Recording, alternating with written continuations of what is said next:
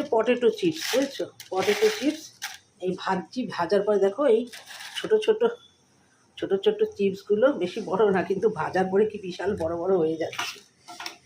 ভাজলাম অনেকগুলো, ছেলে খেয়ে নিল, যতই ভাজছি ততই খাচ্ছে। একটু নাড়িয়ে দিলে হেভি হেভি বড় হয়ে যাচ্ছে, বিশাল বড় হয়ে যাচ্ছে।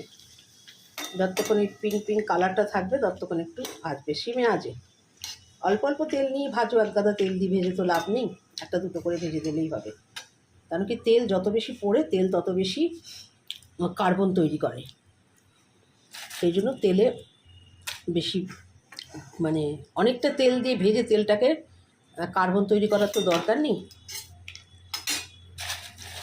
ছেলে এক গাদা খেয়ে নিয়েছে, তাই আমি আর বেশি ভাজবো না, ও আবার এসে খাবে আমি জানি, তাই কটা আর একটু ভেজে নিলাম।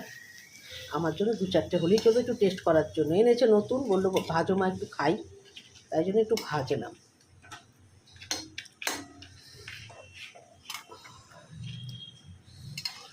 চলো আর ভাজবো না, অনেকগুলো ভাজা হয়ে গেছে, আপাতত একটু টেস্ট করার মতো। কেমন লাগলো তোমাদের? পটেটো চিপস নয়, পটেটো